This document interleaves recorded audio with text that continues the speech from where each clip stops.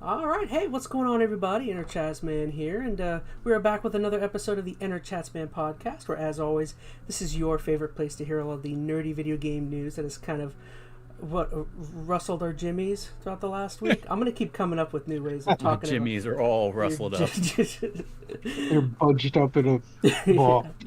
On screen, you should have some audio locations where, if you guys prefer, please do check us out there. And as always, throughout the week, please look out for any of the highlights that I decide to post, if that makes it, I don't know, easier to consume the content. And of course, down in the comments, we'd love to hear any questions or anything else you guys might have for us. So, hey, what's going on? Phoenix and MetalGamer, they're back for another episode. Let them out of the basement in the, is it attic or closet? I always forget what these locations are. Hey, Metal, you're still attic, right? Yeah. I'm still attic. I don't know about closet. Blitz, I think, is in the closet. Blitzkrieg, our buddy Blitzkrieg, I think, is closet. So how have you guys been since the last episode? What have you gotten to do? I've been good. I got to travel last week, so that was fun. I don't get out of my home state too often, so that was kind of nice. I got to go to San Antonio for a conference, so conference was fine, but give me a chance to kind of get away from the wife and kiddo for a little bit. So I got to explore downtown San Antonio a little bit, which is, have you guys ever been to San Antonio? Mm-hmm. I have family in Texas. Oh, do you? Yeah, it's an odd city, but I kind of did some investigating. I was looking for some retro game shops and stuff. I wasn't planning on buying anything necessarily because kind of hard to get it back on the plane, but I came across a few places. I know I sent you pictures of that one place, like that Propaganda Palace. Well, no, it wasn't a Goodwill, huh? I think I actually have the pictures over here. Propaganda Palace. Yeah. Oh, that's that right. place? The gaming place. Okay. Yeah, that was so So sketchy. this was just. Oh man, this was the sketchiest part of town. It's like right if you get like outside of downtown, kind of the ghetto. I was actually really hesitant to even hop in here. I had to park my rental car. I'm like, ooh, I'm gonna come back and this thing's gonna be boosted up. But I risked it. Went inside. It's man, this place was weird. You go in, and I mean, this is like the second room. There's like two rooms to it. The first is like this record room, with like a bunch of records on the wall and like 8 tracks, but it's super like narrow to walk through. There's like one little like one person width way you can walk in, and if there's someone in front of you, you can't get beyond it, so you have to get very, very close with all the other customers. But when you get into the game area, like it's literally floor to ceiling, just about everything you could think of. They had some cool stuff. I know I sent ChazZ the picture of the RE chainsaw controller. I saw that. Cool. What else was there? This I thought was really cool. I didn't even know this was a box variant, but that kind of it looks like it's a little shiny. Maybe it's just the print on it, but that Metroid Prime GameCube box I thought was pretty cool. But yeah, so I didn't buy anything.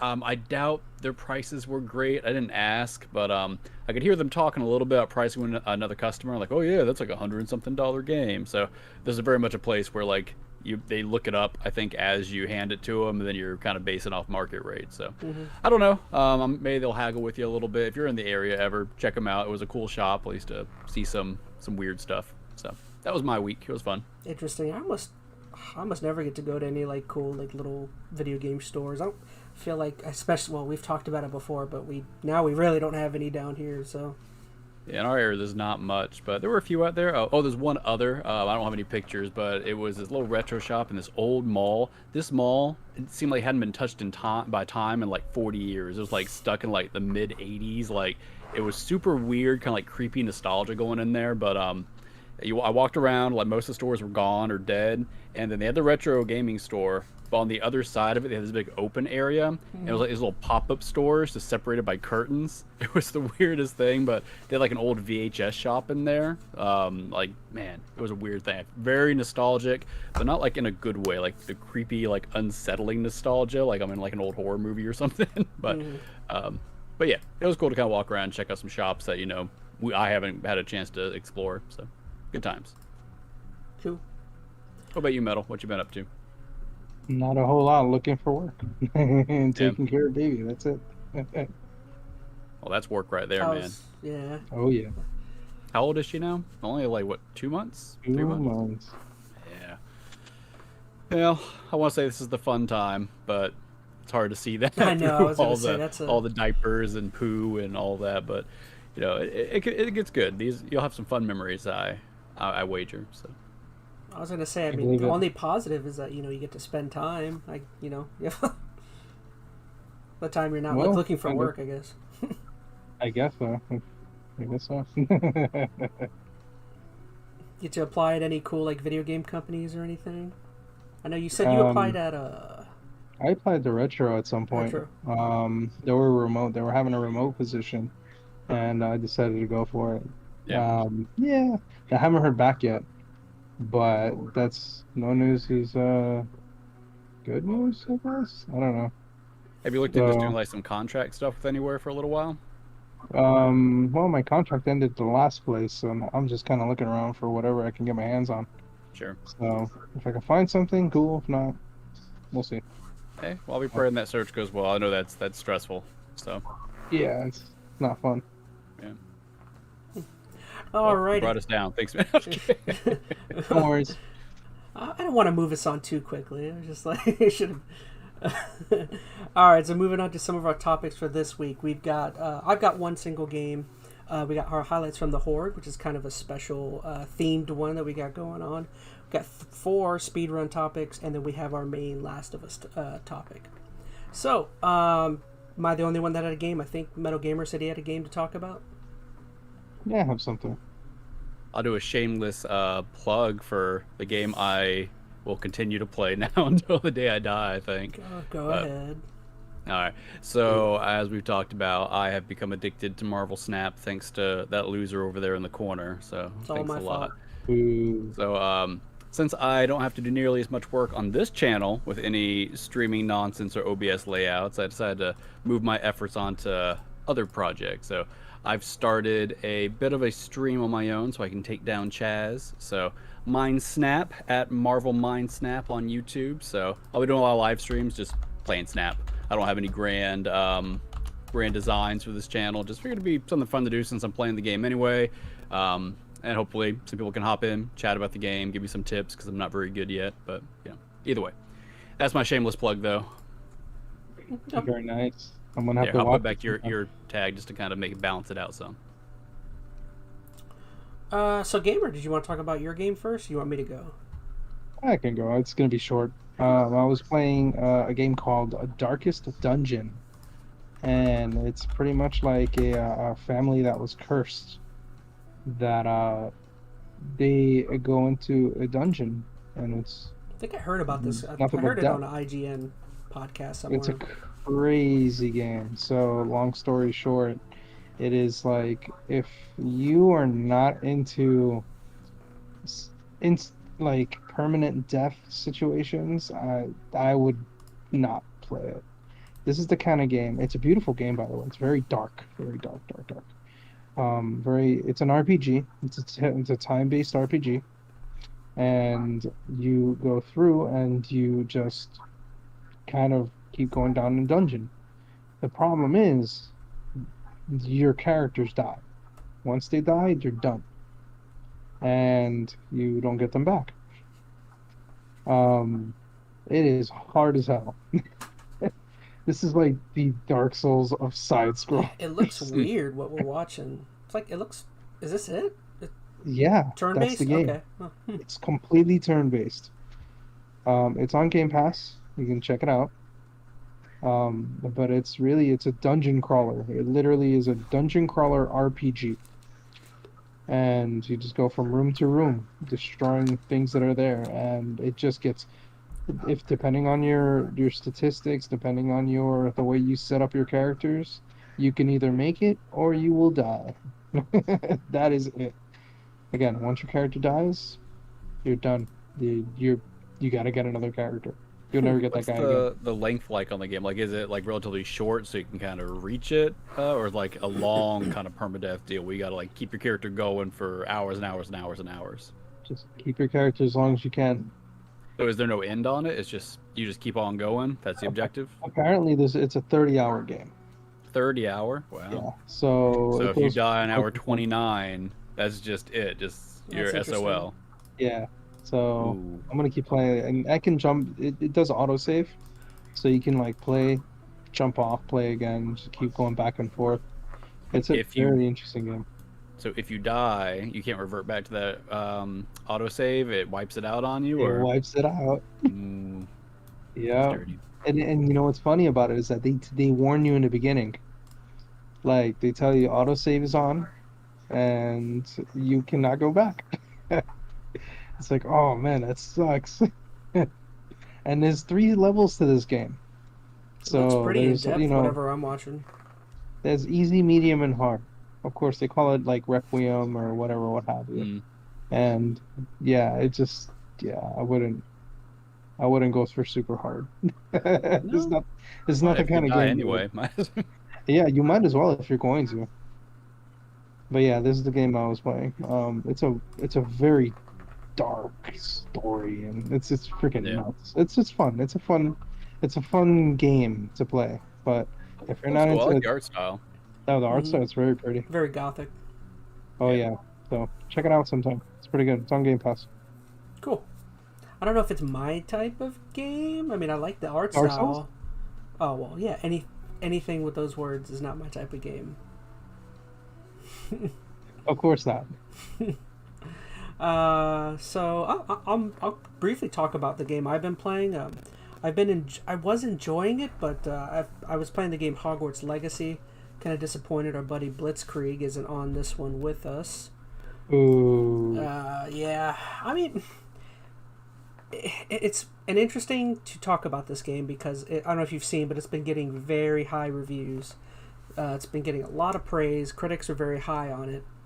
And I will say, first off, if you're like a Harry Potter nerd and you love Harry Potter, this game does an incredible job of replicating Hogwarts, the world of Harry Potter. It like it has almost every location within the school that you can imagine, which is like really cool.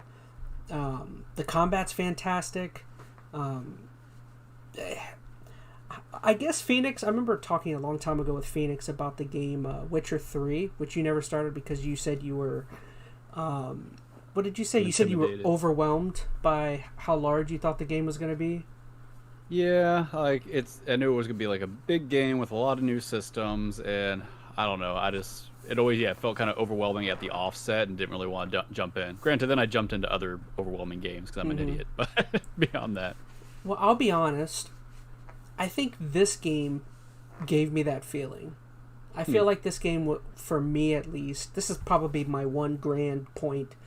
Just the reason why I stopped playing is because I think even though the game's amazing, like the world itself is amazing. They did a great job with combat, with open world, the locations.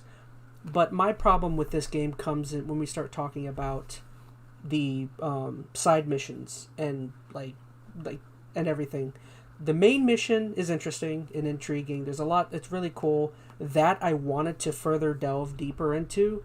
But the problem I ran into with this game is that for me, a lot of the side missions and side stuff that's going on is kind of dull. I found, and I found myself to be quite bored by many things. And unfortunately, it's a game that's kind of level gated. So if you're not going out of your way to do side stuff and to discover and go and like do everything, you can't further progress in order to reach the main quest line, which Witcher did something similar of that.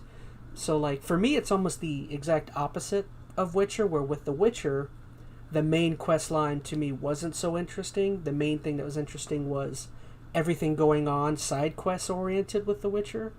All the most fun stuff was all the stuff that was out of the way, whereas with this game, I feel like the main quest line is a little bit more interesting, but I felt like a lot of the side stuff wasn't as interesting, and it could be because like a lot of it, a large portion of it has to do with missions and stuff that take place within the school, and because it's a school and it has students, like they can only take things so far.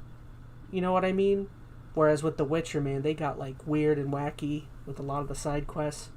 I'm just kind of giving my reasoning as to why I kind of fell off. Like I reached a time gate or a level gate where I had to go out of my way to do things like create potions in order to reach the next level, and by then I was just like kind of bored. Like there's a lot to do in this game. You have there's like beasts taming. There's all sorts of, you can go into creating potions. You get like your own mixed mystical room within Hogwarts where you can like create your own living space and like keep your items. And the game is fantastically huge. There's customization and like all sorts of things to do, but And do you think if you're like just a big Harry Potter fan though, like if you live for this wizarding world stuff, like do you think a fan like that would find it as tedious as you? Because I would imagine like maybe those not. type of fans who are playing the game are probably going to enjoy that kind of tedium. Almost treat this more like a Harry Potter sim, probably more than anything else. I wonder if they would like it more than me. Like, I'm a huge Harry Potter fan. That's why I wanted to play it, but I don't know. For some reason, like, I started getting... we've talked about it. Like, I know you're a Harry Potter fan. I'm a Harry Potter fan, but I like it for the Harry Potter world story, yeah, right? That plot. Well, no, I mean like the narrative from the Harry Potter That's movies and books and etc.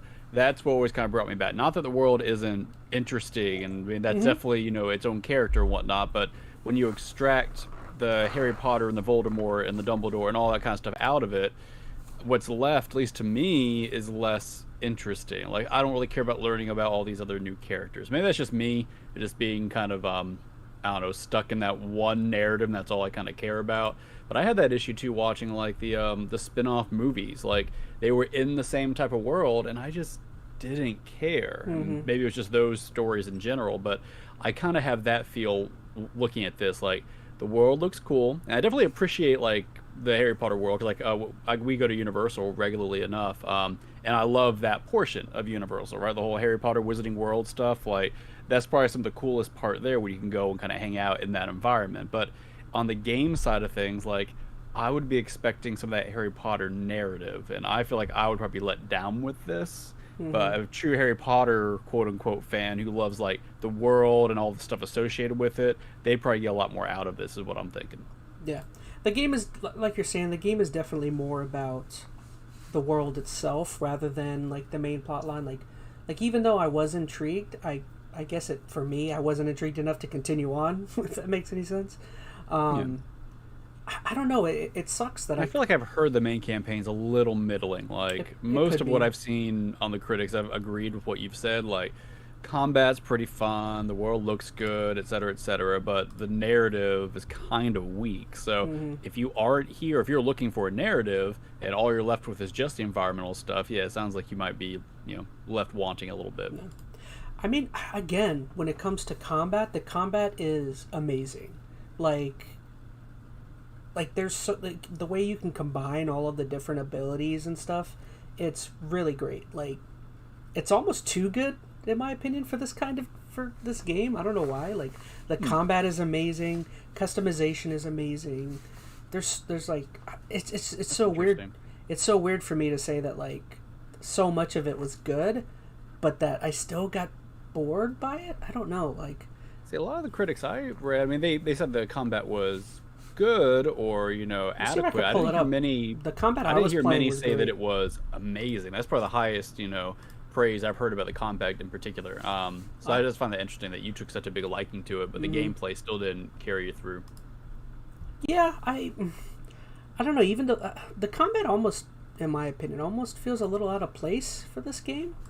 I don't know why. Like you could use so many. Like you have Levioso, and you have Leviosa, whatever. You have so many that like I don't know. Like I almost felt like bombarded by this game with how much there was to do. I don't know. It's weird. It's like one of the first times I can ever say that like I played a game and got bored because it gave me too many options. I don't know. To be fair, I've been there too. Because you do just get overwhelmed with games sometimes if there's not something kind of pulling you through to kind of help you get past some of those lulls, however you want to look at it. Yeah, I mean, I kind of felt that way about Persona 4. Like, there were several things I think had pulled me out of that, and it had a good narrative. I think for one, I felt a little overwhelmed by it. I think I felt a little let down by some of the mechanics too. But yeah, just you get to a point where you're like, this is a really good game. You know it's a good game, but there's not that thing kind of pulling you through for whatever reason. It kind of feels like a similar thing kind of happened to you here. Yeah, and I totally don't want to like tell people not to play it because like I could certainly see someone playing this game and having the total opposite effect where they like love it and it's like game of the year. Like I think this is going to be game of the year for some people. Like it's a fantastic, like in terms of quality, polish, you know, mechanics. It's a perfectly operating game. It's just, I don't know, something about it. The side quests for me were just not super interesting. I don't know, something about it. Part of me is kind of feels bad I couldn't, but what are you gonna do? I also think you should feel bad, Chaz. I should. You're just like dropping all these amazing games. Couldn't finish Elden Ring. Can't finish Hogwarts. Man, That's delete the channel. two examples over 2 years so far. I'll find another. You just wait. I didn't finish Pentiment. I felt bad about it. And that's like a game of the year. No, it's not. It got perfect 10. Did it really? Yeah. My bad, Pentiment. Oh, there goes your sponsorship.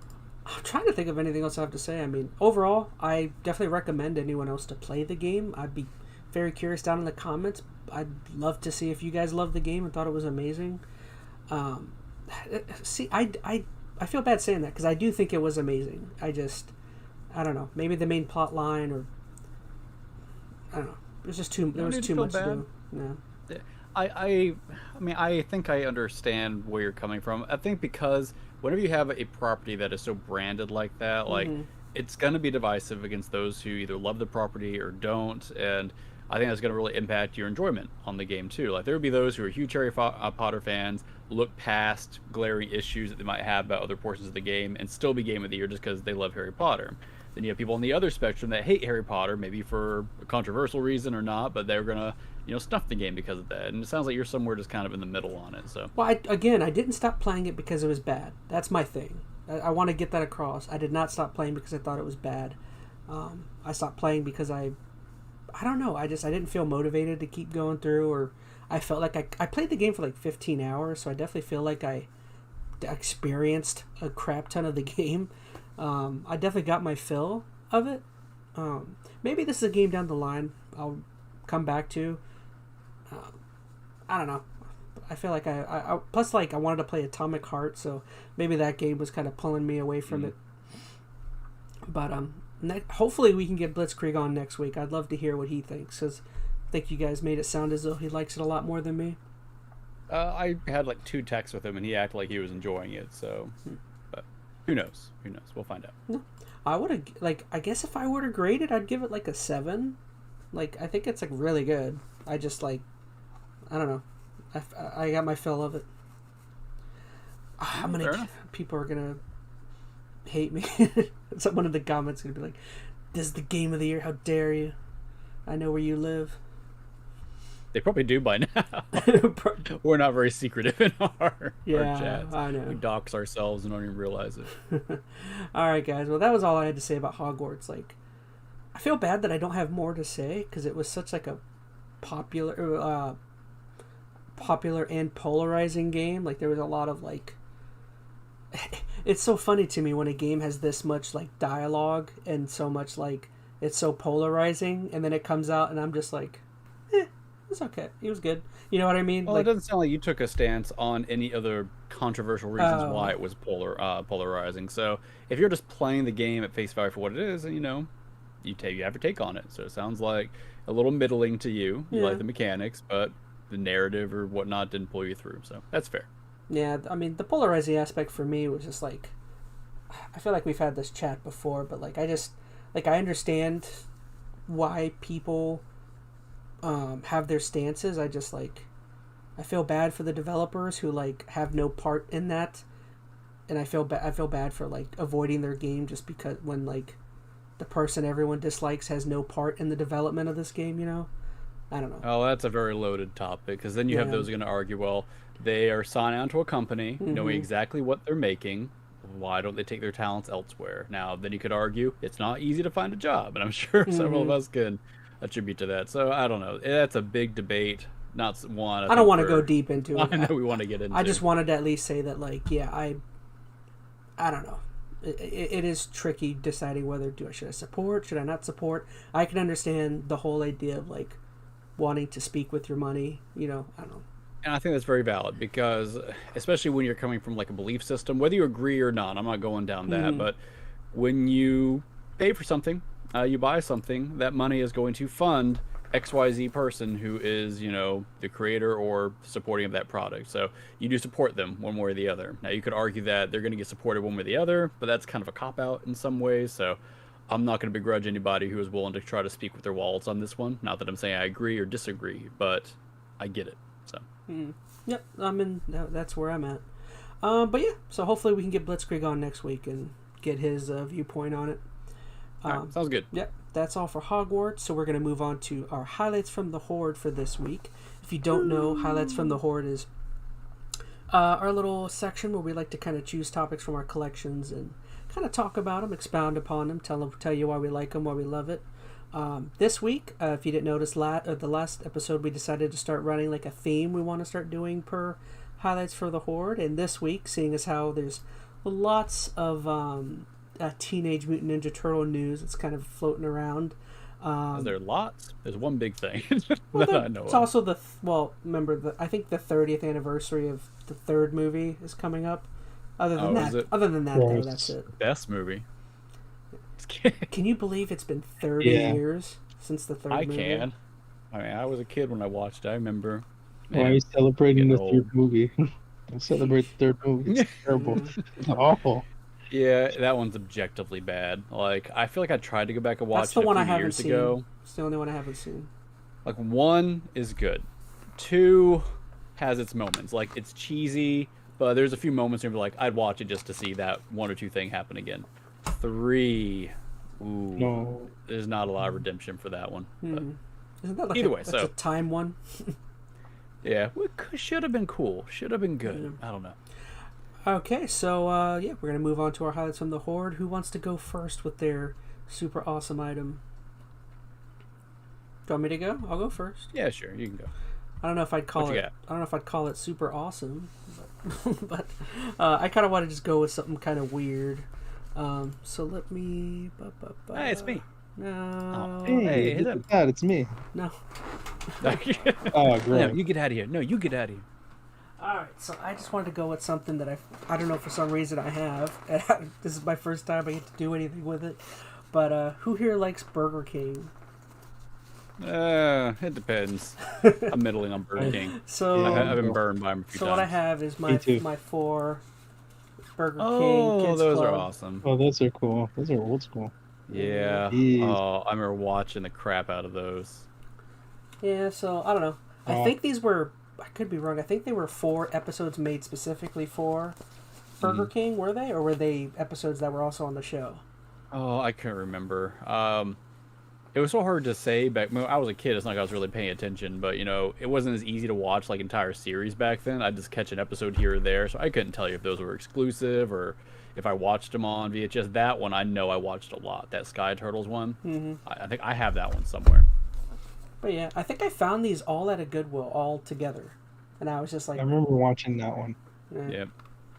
Yeah, I missed the Burger King's Kid Club. It had the those characters, the one kid with the crazy visor, and yeah, good times. Wasn't that Vid Kid or something like that, or Kid Vid or whatever? Maybe. Man, I can't remember the name. I don't remember the name. I don't remember what you're talking. But if you don't know, they were just 4 episodes made by the same company that did it. Was the TV show, the animated show, basically. And I don't know. They sold they sold it at Burger King, right? Yeah, grab your I know you have it and you weren't going to show it, but show your Shredder's Revenge, because the cool thing about that It looks is like a VHS. Yeah, it looked like those. So while he's grabbing that, I'll tell you the story. So Shredder's Revenge limited run put out a collector's edition recently. We had both ordered it. They sent mine with a broken seal. Well, kind of broken. It had little holes in the bottom, and they wouldn't refund it, which was really, I think, kind of a crappy thing. 'Cause you buy things from limited run, for collector's purposes. But either way, Chaz was nice enough to trade with me, so he can even show us. See those little broken holes in the seal? It's crappy. Oh wow. Yeah. That sucks. Like, you buy these so that they'll be, collector's items. But regardless, it was a cool, I thought, piece. I tried to model it after the VHS. They even have on there the kind of mock FHE logo. Did you see that? Do they? Yeah, it's the limited run. Oh, I see. It's supposed to be. That's cool. Yeah, Oh, that is LRG instead of whatever it was, FHE. That's really cool. I That's didn't even cool. notice that. Yeah. Interesting. Alrighty, that's Cool. all I had. I just wanted to show something weird. Makes me feel good for having I it think in my mine might be weirder. I don't know. We'll see. So I'll go. Just kind of notice. Our Metal, you don't have something turtles related, do you? You just have something. Yeah, I don't have anything. Like, if I wish I did, because it's like I really like Teenage Mutant Ninja Turtles. So if I still You had have an all my excuse. toys, You're out of town. You're kind of yeah. traveling. So yeah, we'll if let I it had, slide this Tell time. us a memory. Tell us your. yeah, something. definitely. I used to like to collect their toys back in the day, and I was a really big fan of having the Teenage Mutant Ninja Turtle toys. And but the one I remember the most is you would squeeze the legs together, and the shells will open up to be able to switch the heads. And dude, those things were the coolest thing ever. I used to have all of them. I had all four of them. And it would be from like I think from what I remember, a happy face to like a mean face. Like and it's like I don't know. I used to love those toys, man. They were so cool. They had a I miss lot of those those shell toys. changing ones. I remember there was one I think came around the time they had the movie where like a shell would pop open, and, like a samurai outfit would pop out. Yeah, I remember Yeah, those. Oh my gosh, man, I've I got a bunch of used those. to love those. Yep. Now turtles, like, I mean, I like a lot of the old like '90s toys and whatnot, but the turtles ones I have a special place. Definitely like those. Oh yeah, if I ever find them, man, that'd be killer. I mean, I have I've something else got I could show, but it's I've got a not. few extra. Maybe I'll gift them to you one day. Oh, you're so sweet. I know I'm a sweetie. Like yeah, I have something, but I'm not. It's not Turtles related at all, No, you're and good. I don't All know right. if I want to say that. Well, let me share your mine then. If you want to share yours, then that's cool. But I'll keep the turtles theme going for just a minute. So this isn't game related necessarily, but is a very old. Well, I say very old. I think it's like 1990 turtles memorabilia, and this one's a little weird. I'll put it up for you. It Oh, is that isn't. a collector's card set. And what's interesting about it, notice it's not Teenage Mutant Ninja Turtles. It's Teenage Mutant Hero Hero. Turtles because this is from the UK. I think on the back it says from Ireland. I don't know if you can see that down there if the camera will focus. Whoa. Yeah, made in Republic of Ireland, blah blah blah. But Holy yeah, shit. over in UK territories and whatnot, they were called Hero Turtles instead of Ninja Turtles, which was kind of weird. But yeah, it's a whole collector set of cards. I'll pull out a few of them. They have like little scenes or images from the movie. There's like That's Shredder awesome. turned into a rat. What else we got? You dirty rat. Got April running from bad guys. I don't know. Anything else good? There's So old Donnie. random. Yeah, then on the back they have little descriptions about whatever the scene is. Interesting. So I don't know. I think it's kind of neat. I would have loved those Like- if I was like 10 years old. I think. I love them now. Don't need to be 10. That's cool. So that's mine. Dang, those are nice. Yeah, but so there is another reason, of course, not just TMNT 3 is the that's not the only reason why we decided to talk turtles, but we'll get to that, right? We'll talk about that in a sec. Yeah, sure. Where am I at? No. Okay. All right. All right, so that's our horde section, right? Yep.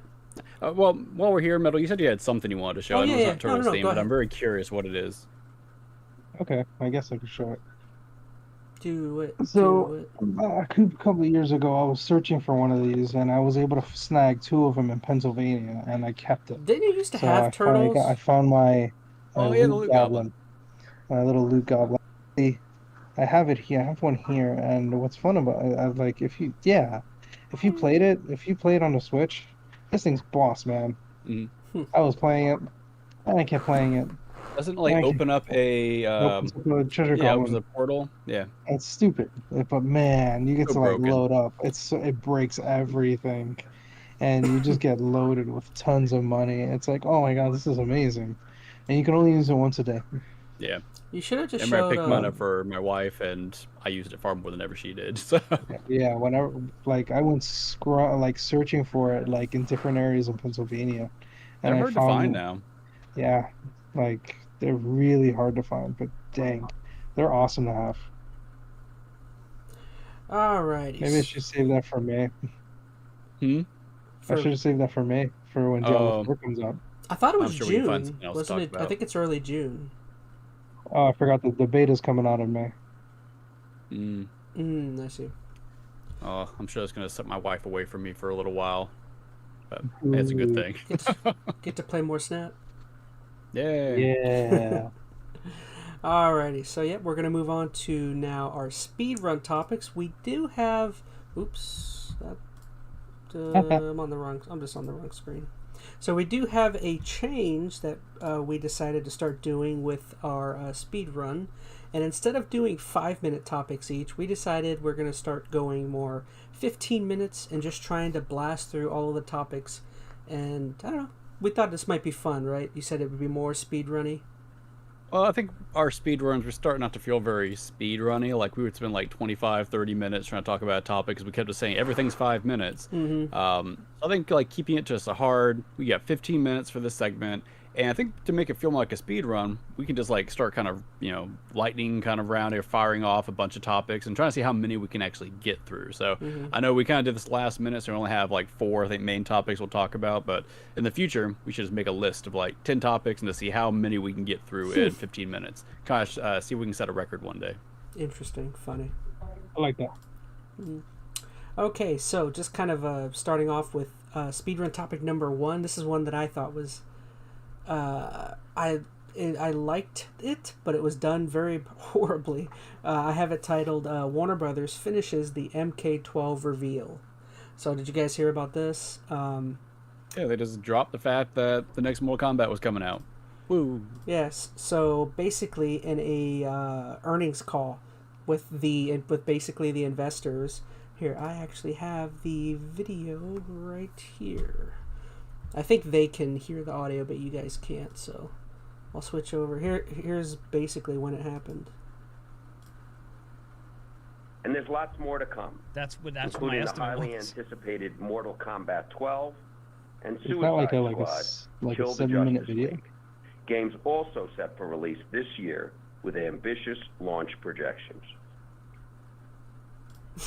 So that's how Ed Boon and the NetherRealm Studios had MK12 basically kind of given out, kind of crappily, but I guess I need to switch back over. Okay, all right. So yeah, pretty terrible. I mean, how do you guys think? I mean, part of me feels really bad for Ed Boon and the NetherRealm guys. I mean, I would assume they probably feel like crap. That's a terrible way to have your game announced. I don't know. I don't have a big opinion about this, to be honest. No. I mean, like, I'm not as big as I used to be on these big, grandiose game reveals. Like, I'm glad to know it's coming out. I think for at least Well, for everyone me, knew it was coming out, but it's yeah, still, like it's this like, was like, you know it's coming. I mean, the last like what 3 or 4 Mortal Kombat games have done really well and have been pretty well received. So I mean, it's not like this was going to be a surprise that 12 was around the corner. So I mean, good. I don't know. I don't really care that it came out in an earnings call or if they would have done a big like wait till E3 trailer. I mean, Mortal Kombat's coming. That's good news. So, yay. I guess. I mean, I had a total different. Like, I'm not like raging, but like I don't know. I feel like it would have been obviously cooler to find out during an E3 or some kind of showcase event or something. But ultimately, I agree. Everyone knows it was coming, so whatever. I think this is actually just part of the effect of not really having like an E3 thing anymore. Like, I feel like we just get random trailers and stuff all the time now. Like, oh, here's the trailer for this game. And then you wait a week, here's the trailer for another game. So I feel like they all just kind of come out with like not a lot of fanfare anymore. So whether they drop it with a trailer or they do it a big promotion or they say it during an earnings call, I don't know, a lot of the oomph, the pomp and circumstance of it has kind of been sucked out just in general. So that's one reason why I'm like sad E3 is barely going to be E3 anymore. It's just, I don't know, there's less hype and excitement around games just in general. So is this anticlimactic and a little sad? Sure. Do I have any strong feelings about it anymore? Not really, unfortunately. Fair enough. I mean, yeah, I don't think I have any more to add. Like, I'm a bit disappointed, but dude, it's the 12th Mortal Kombat game. I mean, everyone knows at this point, you know, every couple years you're going to get an MK game, so. I am looking forward to it, though. Like, I'm not a huge fighter game guy, but the Mortal Kombats are always fun. I think it's one of the few that I can still kind of get by with just button mashing. I can't do that in Street Fighter and whatnot, but Mortal Kombat, I can throw on noob, Saibot, and just kind of, you know, press those combos as quick as I can and still do okay, so. I mean, that was pretty crappy how they did that. not for nothing, but you know, if anything, you know, they could have waited to an E3 to do that because E3 doesn't have much anyway. But I don't Would you have been know. super excited though? Like, To be would it honest, have?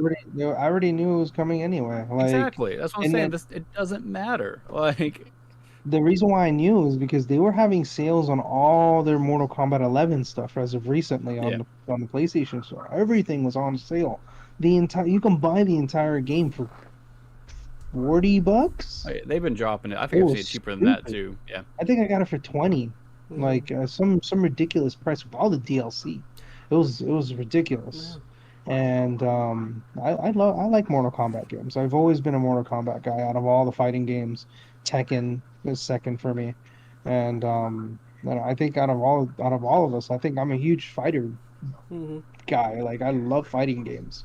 Yeah, you and our buddy Um, Straw Hat, I think, are probably the bigger fighter oh This fans than man, anybody. this year I'll is fight him any day of the week. this year is crazy for fighting games. I mean, you got Hmm. Mortal Kombat 12, Street Fighter 6, Tekken. What is it? 8, 7, 8. 8, and then Budokai might be coming out this year. That's like, holy cow! That's another one. Yeah, Did Yeah. exciting. they have a release date for MK12? I missed it. Or did they No, just the announce guy it? just said that it's a 2023 release. The Okay. CEO said. Now I guess the one thing people are saying is like, is it a 2023 or is it a fiscal year release of of this year? Because I guess fiscal year would be It runs it over. runs Yeah. over a little bit. Usually first quarter of the next year. Yeah. Yeah, you always be careful if they say like fiscal or like, winter or something like that, because that does not mean, calendar year necessarily. All right, so we're going to move on to our next topic, a super exciting one. Again, this is kind of the reason why we had the highlights on the Horde that was Ninja Turtle themed, but I actually have our own little B-roll set up. So if you guys don't know, Teenage Mutant Ninja Turtles Mutant Mayhem movie was announced. It's a new movie that's being helmed by, who is it? Seth Rogen. Hmm. And it looks cool. It looks maybe like Paramount's response to Spider-Man Into the Spider-Verse. It's got that like cel-shaded, hand-drawn kind of look to it. It's almost got like, I don't want to say clay or claymation, but it's a little more even like, I don't know, like Into the Spider-Verse felt very like animated. These feel a little more like tangible, if that makes sense. I don't know. Maybe that's what I'm saying. Like the stop motion feel is a little more there. But I like the art style. I definitely like visually what they're going for. I don't know about you. I am not a fan of the voices of some of these turtles. They're very young. A lot of the Very characters. young. Yeah. And maybe that's the point they're going for, but I don't know. Maybe it's I'm getting old now. Like all teenagers sound young, but they just sound very off to me. Growing up with the turtles that we just were looking at, where they honestly sounded like they were in their early 20s, but like these sound like they're like 10-year-old kids, and it's jarring to me. I mean, I like the art style. The voices though, like especially Donnie's, sounded really young, and then Mikey actually sounded like too old or too deep or something. The voice did not seem to match. But I mean, I'm not saying I'm not going to give this a chance. It looks good. I would imagine it's going to be fun. My daughter's going to drag me to see it regardless. But yeah, the voice work I'm not feeling yet. My worry is that like, shoot.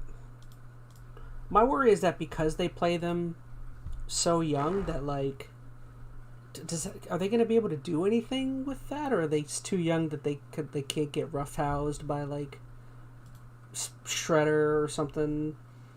I don't They know. just show them getting stabbed. Well, I guess they did. In the Yeah. leg with So- the thigh. So yeah, that's fair I don't enough. think they're gonna, be too far off for that kind of stuff. But I don't know. Yeah, I'm not too worried about that. And to be fair, like with the recent Turtles movies, they've pulled back a lot. None of the Turtles movies have been as dark as the first one. Right? That one was about as dark as we're ever gonna get. That was a very different time. Ever since then, they've been pulling back to be a little more kid friendly. Even like Turtles 2 was a lot more kids friendly, and then 3 was 3. Then they had the animated one after that, and I feel like that's the kind of the route they've gone. So I don't know. I'm not worried about them, kidding it up too much. Is that kind of what you're saying, where they won't take any like violent risks or anything? That's kind of what I was thinking. Here's the thing. It is a they're always kid's- going to have combat. Yeah. I'm trying to think of a good way to phrase this, but even like, okay, so the TV animated shows they've been pretty violent. I mean, you don't have like a lot of blood and gore, but by nature they are, it's a fighting show. So I don't think we're gonna have much of an issue in the way of not seeing combat if that's what you're worried about. And do you guys think we're gonna have Bebop and Rocksteady compare junk sizes, or you don't think that's gonna Cool. be here? I don't think we'll see a lot of that kind of crude humor. I would hope not. Granted, it is what Seth Rogen, so who knows? I'm making fun of Michael Bay. His movies suck. Yeah. All right. So is that all we had to say, really? Huh. I mean, I guess we Yeah. are. I think it looks good. Like the animation style is really good, and we are seeing more movies kind of take that style. So I'm a little worried we're going to get, I would say, with like copycat syndrome, where this is going to be all these movies just doing the exact same thing. Like you had Spider-Verse, that new Puss in Boots movie kind of had the same thing. You got Really? this one. Yeah, I mean they're different, but they're the same. So hopefully we don't get like kind of fed up with it after too long, but we'll see. You want to see this or Spider-Verse 2? You only get to pick one. Oh, Spider-Verse 2. Hands down. Well, that's the thing, too. Like, I mean, I'm not saying this movie won't have it, but Spider-Verse 2, even if you took or Spider-Verse in general, you take the animation out of it, that was still a fantastic movie. Like, the plot, the narrative, the voice acting, like, all of it was top-notch. So, I'm not saying this won't be that way, but Spider-Verse already has been. All right. So, going to move on to topic number 3. We have games. You added this one last second, so I'll let you take this one away. Since you All right. do you have the article? So, yeah, don't I even just have read one. about this today. I'm not sure if it came out today or if it was the day before, but essentially GameStop is canceling Resident Evil 4 pre-orders for in-store customers. So if you came in, several months ago when they announced the $250 collector's edition of RE4, went into your local GameStop and says, hey, I want to plop down money right now and pre-order it, which they accepted. They took all these pre-orders. Now you find out today that your order's been canceled, and it sounds like they're only going to be favoring the ones that were placed online. So they'll go ahead and validate those and send it if you ordered it through their online retail shop, but not through their physical local stores. Why even have the physical local stores at this point? I don't know. That's just such a slap in the face of every customer who literally went into one of their physical stores, which is far more effort and far more loyalty than going online, dropped all that money, and now they've lost out on that pre-order. And there's not if they can get it again, right? The pre-orders for that have been exhausted for I don't even know how long. So these customers are literally just up the creek without a paddle, and there's nothing they can do about it. Yeah, that is crappy. To me, it's like another example of like why why I don't want to go to GameStop, unfortunately, for things like. I mean, that was one of the last reasons, like, to even have like a physical store is like, okay, well, if I can get into my local store, I might have a better chance of securing these rare pre-order drops, right? So I can go to instead of having to fight, millions of people online, you go into your store and have a better shot at it. They already took away most of the reason to go into a physical shop because people already buy most of their games online. You've now taken one of the last good reasons to go into your shop away, because I can guarantee if enough people catch wind of this, they're not going to risk going and pre-ordering anything physically in GameStop anymore because they just might lose it at some point. That's crap. That's crappy. Well, no, I don't really have anything to add. I just it's another reason for me not to not to pre-order stuff, at least for GameStop. Well, it's not even just pre-ordering from game. I mean, I don't think you should pre-order in general, but these are the exceptions, anymore. right? Yeah. Well, the collector's editions, though, are the exception, right? I don't think you should just pre-order a game just because you want it, because there's not like stock issues like we used to have back in the day typically. But for collector's editions, sure. I don't know. Like GameStop, I know, has been riding a weird kind of up and down curve ever since the meme stock thing a couple of years ago, but this, I think, is going to be one of those final nails because they've kind of already fallen off now from the whole stock nonsense as far as having any real value. And now, if they don't have a particular service that can, serve their customers, like a pre-order system that is functional and something you can trust in, what is the point of any of these physical stores and even really the online store at this point? Because go to Amazon, right? You can get the same game, sometimes get it to you quicker. I don't know. It kind of upsets me more than I thought it would. It's just the idea of if I would have been in this position and I would have, thought I had my collector's edition secured, not have to worry about it, and then I find out that it's lost and there's nothing I can do about it. Man, that's just such a slap in the face to all your customers. I find it interesting it bothers you so much because, like, I see why. I'm just like, I've been kind of negative towards GameStop for so long. I'm just like, it's not just like GameStop in particular, but like I still will go and I'll pre-order certain special editions. Like if I'm a big fan of a game, like I did for the Scott Pilgrim game. So I'm thinking, okay, what if I had ordered this, $200 super special edition Scott Pilgrim game from Limited Run? I mean, granted, it's not physical store, but same idea. Went through the effort, secured the bag, got my item, and then they just canceled it on me. Mm-hmm. I would be so mad. So I am just, I don't know, I am relating to all those people who just lost out on what is possibly their favorite game, and they're not going to be able to have that one item. Maybe they've been saving up for it. Maybe they had to fight to get this pre-order for whatever reason. Waited in line until midnight. I don't know how they did it. But point being, it's just super crappy. And the fact that they're not going to honor it in any way, at least that I noticed. I mean, I didn't catch if maybe they're going to give their the customers, I don't know, some discount on something or some kind of coupon. I don't know what they could even do that would satisfy that. They're at least getting refunds, right? Well, yeah, I mean, they have to get their refund, but I would hope so. That doesn't do a whole lot of good. I mean, I don't know. I'm sorry. I'll stop ranting, and we only got 2 minutes left. Just that's fine. Crappy. I had a situation that was like that actually. I pre-ordered I think it was the Majora's Mask 3DS game, and it was supposed to come with a Skull Kid. Mm-hmm. Skull Kid statue, and I, at the time I was really into little statues and stuff. I really like them; they're really cool. Man, these jerks decided to cancel my order at the last minute. Oh no, we can't get any more. And I was like, oh, is that right? Man, I got so pissed. I called them, and it's like, you're gonna get me one no matter what. It's crappy that can even be their policy, that they can accept a pre-order without any guarantee that you actually there's gonna be an item for you in your pre-order. Like that's just crappy. Yeah, they ended up getting it for me, but I hate pre-ordering with those people. Yeah. They're trash. Could have been 1 minute. Could have been worse. You could have gotten your game and it had holes all in it.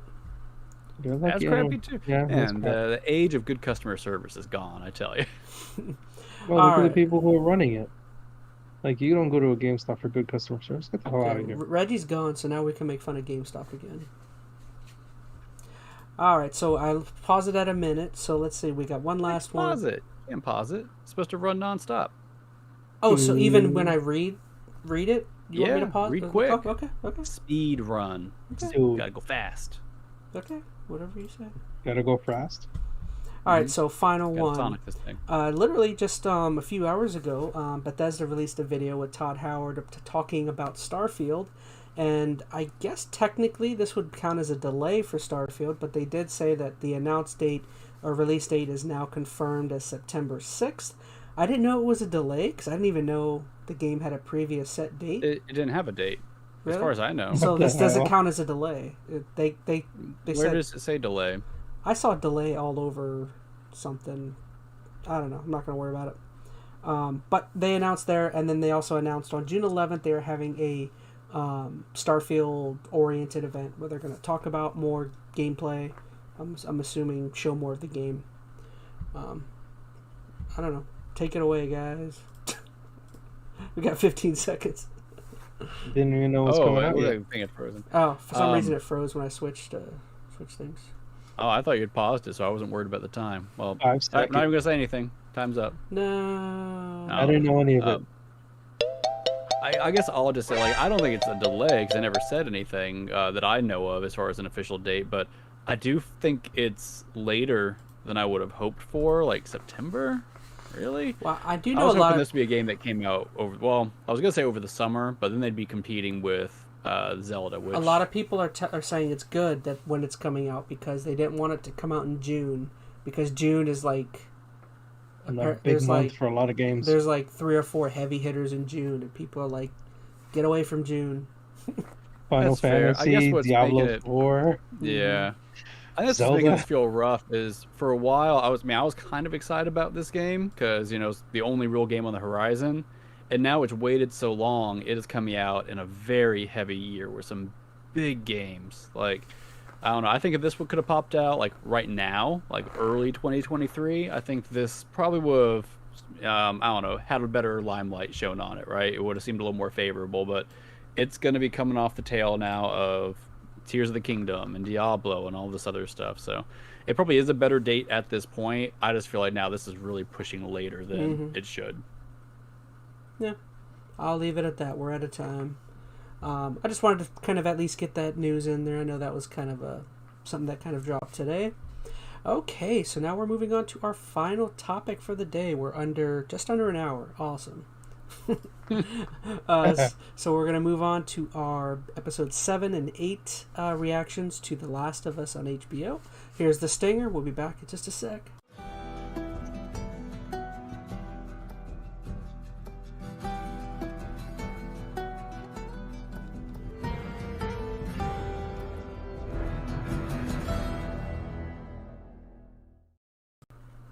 There You're we hilarious. are. We're back. I think it's so funny. They're super scary. They came out of nowhere. They got us. Oh no. We're infected. They're gonna eat us. Yeah. Okay, so we're gonna move on to episodes 7 and 8. Now, I'm very curious to hear what you guys think about 7, because I have a feeling I'm kind of got an unpopular opinion about this episode. Every opinion you have is unpopular, Chaz. You're unpopular, Chaz. No. So go ahead. What did you guys think of 7? I'll go You go first. first, Metal, yeah. I was gonna go first since I'm the guy who hasn't played the game. 7 was the one where 7 is the one between Ellie and her. Oh, I don't have. Riley. yeah, her Riley. her backstory. Mm-hmm. Yeah. Okay.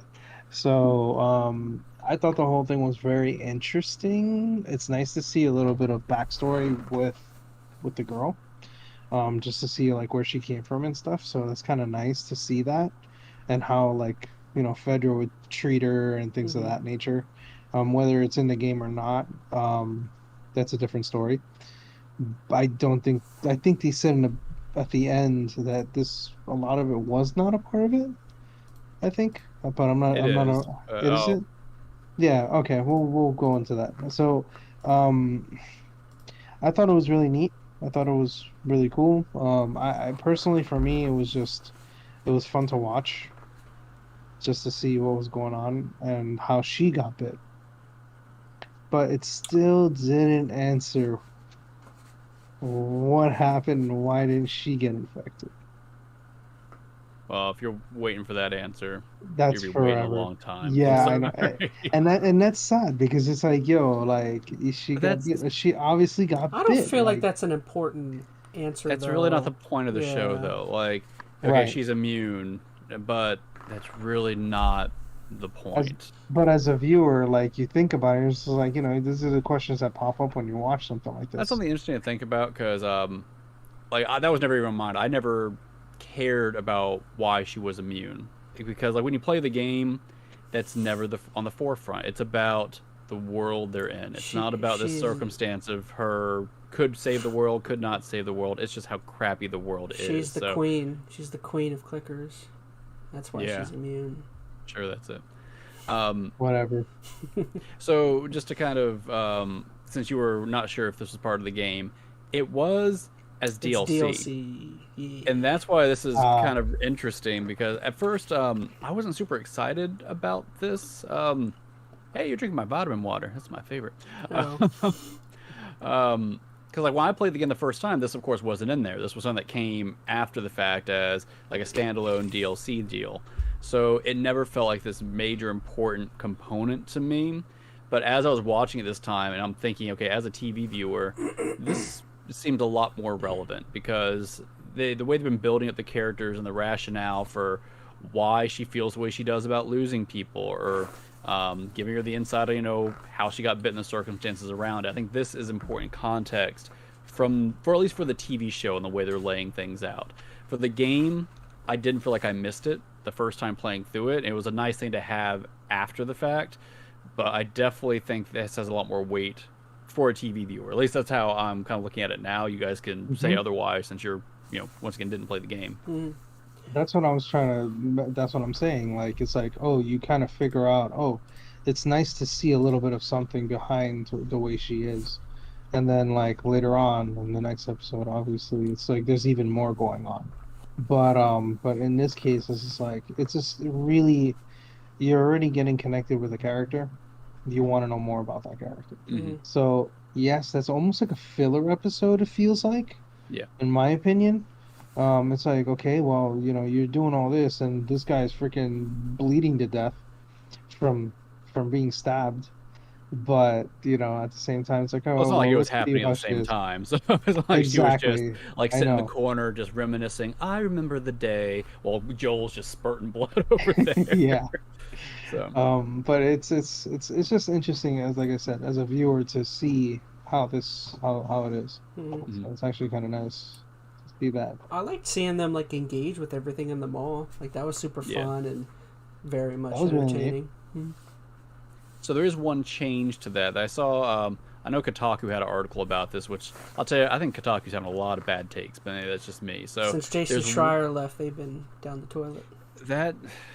Or maybe he we should left have a whole 'cause he topic knew. about Kotaku one day. Oh, we But, should. Oh boy. anyway, so there's one big change they made. You should apply at Kotaku. There you go. Not There me. you go. Metal, you do it. Oh boy. It sounds like anyways, anyone can get a what's the job point? there nowadays. It feels like it. It's anybody with a bad opinion. I know. If there's any Kotaku writers out there, I'm sorry. I'm not we're trying to come sorry. down We on love you. you. Please watch. Well, maybe Chaz loves you. Anyways, so they had this point being, or let me rephrase, the moment where they play Mortal Kombat. That's not in the game. Not technically. For one, they didn't have. From what I understand, those cabinets should not have been functioning after 20 years, from what I understand. Well, that's. Apparently, those things go probably bad not. without proper maintenance after like a couple of years. Apparently. Yeah, I mean that's kind of like a perfect world scenario, and that's not exactly my issue in the game. No, I'm being annoying. And be Mortal you Kombat 2 on top of all that. No. What's wrong with Mortal Kombat 2? Well, I'm just saying it had to be Mortal Kombat 2 that they were playing Of course. in the middle of everything. Couldn't have been Anyway. the Sub-Zero game or whatever that PlayStation 1 was. Okay, Oh, my the point being, methodologies? man, Yeah. you guys are messing with me. So I'm curious to what your opinion's going to be. So in the game, they didn't have an actual working arcade machine. They found an arcade cabinet. It did not work. It wasn't Mortal Kombat. It was just some random in-universe game. So that one was realistic. Huh? So the game was realistic. Man, you guys keep messing with my brain. Cordyceps fight. Yeah. No, it's some random game. It was like Mortal Kombat, and they go up to it. Ellie's really disappointed that, oh no, this game's not working. And Riley's like, no, you can still play it. And she has Ellie stand in front of the cabinet, close her eyes, and imagine the game playing. And Riley like talks her through the interactions, like, and then this enemy throws this punch, and then you do this. And like when you're playing the game, it zooms in on Ellie's face, like as if you're watching See, her that from sounds the way arcade cabinet. cooler. And it has like some little UI elements that pop up, and she's imagining the game kind of take place. So I'm curious if you guys think that would have been a better type of way to introduce that scene, or if you liked the Mortal Kombat scene. What you just described sounds way cooler than what I saw. It would have been unique. Yeah. Yeah. So not as much That of a would have hot been- take that as would I have was been coming a- across. That would have been a very interesting way of going. Interesting. See, I kind of like the Mortal Kombat scene. I don't know, something about that. Maybe it's because it made me feel like I was a kid again, 90s, playing Mortal Kombat. Like, I think I connected to that a little more. And I think that might be what they were going for, trying to make that moment a little more accessible to anybody else who's maybe been a kid in the 90s in the mall playing Mortal Kombat. It was also kind of though unrealistic though, because like you're in The whole a, thing was unrealistic. you're in a though. you're in a post-apocalyptic world with monsters everywhere, and they have like all of the lights on. They have all of the music on, everything blaring, and it's like, They're Well, stupid kids, though. I know. what bothered me the most was, hey, here is everything that's on, and you can hear it, and it's freaking bright as hell on the inside. Get the hell out of here! That no one can tell that this place is on. yeah. Like, no, nobody noticed that. Like nobody really. I don't know. It's strange. Yeah, I think it's a nitpick, but I agree. It just kind of bothered me. Okay, so as I and s- the glass not giving out while they were standing on it. That bothered That me. really I that thought that drove was me coming. nuts. I thought they were gonna like crash through it and someone could get sliced up, which Man, was not in the game. But get the hell out of here, man. No one could stand on one of those things and expect it to hold that kind of weight. the way they were dancing on it, no. Yeah. so I won I won a lot of matches of Snap while this episode was going was going on. You were that bored? I was bored by this episode. Now, granted, I went in knowing, or I think afterwards I found out this was a DLC episode, and for me, kind of finding that out made me appreciate the episode slightly more. Like, I get the episode, I get what it's conveying, what it's getting across. You know, you're getting backstory, you're getting, you're seeing why Ellie is the way she is, and that I appreciate. I do think it is an important DLC or episode for the show. Like, it is important. For me, I thought it was kind of boring, and from the way Phoenix was talking about it, I do see how it could have been far more engaging if it was in a video game format, whereas as they're taking part in all of these different fun things they're doing, if there's more like QTEs, or if there's mini games, or if you're the one controlling them do these things, I could very much see it being, like I said, more engaging. Whereas, like, kind of just seeing them do these things, I was thinking about Marvel Snap the whole time. But again, I didn't think it was awful, but like, I was definitely a bit bored by this episode. Do you guys think that's wrong? No, I get that. No, I mean, I get it. it's hard for me to feel if I would have been bored or excited because I kind of knew exactly what was coming. And this episode played it real safe in that regard. Like, the other episodes they played it pretty close to how it was in the game, but they always kind of took a little bit of a deviation here and there. So I was always like, oh, so that's what they're doing. They didn't do that at all in this. Besides that little Mortal Kombat change, this was the DLC, like, verbatim, pretty much. And I don't know if that's necessarily made it more boring for me, but I definitely was sitting there like, yep, so that's about to happen. Yep, that's about to happen. So I definitely felt a little less engaged or in the moment. I don't know. And I like the imagery of, like, Mortal Kombat, kind of like, how brutal and, awful Mortal Kombat is. And it's kind of like a depiction in a way of their kind of world that they live in. Like, I kind of like that. I mean, you said it wasn't Mortal Kombat, it was a different game. It was some made-up game just in universe. I don't remember what it was, but it was like a Mortal Kombat. It was just, I don't know if they didn't have the licensing then to reference Mortal Kombat in the actual game. Now they do. Mm-hmm. And part of me kind of liked that they didn't kind of show exactly what happens afterwards, even though, I mean, you can kind of gauge what happened after the biting. But maybe that's something I don't know. There's only one episode left, so I don't see how they can come back to that. Well, they won't touch base on it. I don't even remember if in the game they touched base on it. Like, I'm trying to think about it. It's been a long time since I've played the DLC. Well, but I don't remember if it was like Ellie. Because here's the thing: Ellie doesn't change, but Riley did, and you assume they were in the same place at the same time. So, did Ellie have to put down Riley? Did Ellie leave Riley? I don't remember that. Because I remember earlier in the season, Joel tells Ellie that he's done terrible things and killed people, and Ellie's like, I've killed people as well. So there is kind of inferred that, like, she has killed one person up to this point, and I think you can infer it's probably her friend, Possibly. Yeah, I honestly can't recall, but I do like that they didn't even go that route to leave it a little ambiguous. I think it was a good choice there. I like that too. Yeah. And also it left the humanity in Riley and her. Like, if they would have shown Riley change, it just, it sucks humanity out. And then we look at Riley as something different. We never then see Riley as a monster.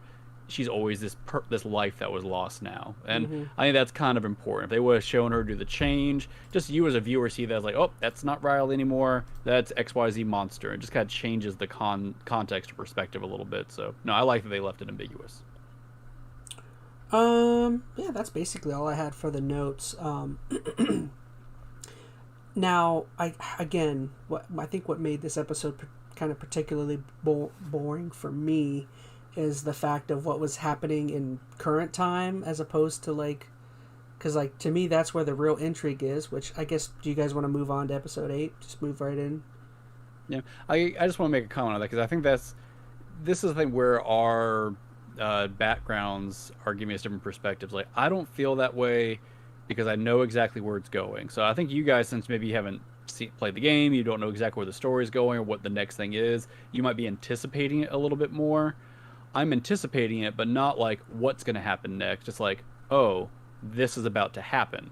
So I'm not feeling the urge. Like I didn't care about immediately getting back to Joel's story yet because I know what's going to happen to Joel. Mm-hmm. So I think that's just an interesting kind of take. Like somebody who hasn't played the game with no knowledge of what's going on, you probably would be more invested in what's going on with Joel back in that basement, and that may have dragged this episode down a little bit. With for me, I was just like, well, I'm okay kind of putting Joel on the shelf for a minute because I know the next thing that's about to happen to him. I'm okay taking this little, diversion. I think you hit it like pretty much on the head. Yeah, I think that's like the intrigue of what's happening in modern and current time. I definitely think kind of brings down that and maybe this episode, like you said in the game, if it's DLC, that means you play it later after you finish the main story. Like I could see how that would be enjoyable as opposed to having this in between those two episodes. So I could be wrong on this because when I played through it, it came out late, so I had to play after I had already beaten the game. I see. Then I watched somebody do a Let's Play, and I think it happens right here. Like at the same spot in the game, they inserted it into the story. I'm pretty sure. I could be wrong, but that sounds right to me. It's interesting because I would think it fits better outside, but I don't know. Honestly, I felt like when it happened after I beat the game, I cared about it far less. Really? Because the game was already done. And honestly, the reveals that come in just the main story overshadow any of the Riley stuff. Not that the Riley stuff isn't still interesting, good background, etc., but I didn't feel the weight of it nearly as much. Like I think now is like before you get to the end of the show, now's the time to go through this Riley stuff. I think that was actually a good call. If they would have waited and dropped this after the ending, man, I do not think this would have landed like at all. At least not the same way. Mm-hmm. At least for a TV viewer. Like a gamer may have felt differently because you engage with it differently. Fair enough. Overall, yeah, let's move on to the next episode. Overall, not a bad episode. It may have been the first episode so far that I was a bit not engaged with, but I don't know, that may have just been me. But yes, so this is going to move us on into episode 8 now. This is where, in my opinion, it gets good. I really enjoyed this episode. What did you guys think? Did you guys like this one as much as I did? I really enjoyed this one. I guess I'll go first because I didn't play the game. Well, me neither. I haven't gotten this far in the game. I thought it was really good. I thought it got really intense really fast. Yeah. And what was cool about it is that David's David's a psychopath. What was interesting was that I know that you control Ellie in the game. That's the one thing that they did mention, and of course there's certain things that change, like instead of a cleaver, it was a machete, something really crazy nonsense under the table. The context that they made this guy look like he was some sort of savior, went from a God-fearing man to a freaking psychopath person. Well, that's why he was so much of a psychopath. He was using whatever he thought God. Well, from what I understand in the game, though, the religion aspect is not in the game. From what I understand. Oh, right. From what I understand, he's just like a leader, or he's a cult leader. Yeah, basically, I guess, right? Yeah, Phoenix which is knows. what it is. I want you guys to talk this whole thing out before I add, because I have a very different feel about this. Really? Yeah. Okay. Well, from my understanding, I thought it was. Yeah, go ahead. From what I understand from the podcast I've listened to, people that played the game liked this episode much less than people who haven't. Because I feel like, from what I understand, they kind of neutered David a little bit here. People said that he was much more convincing. More violent?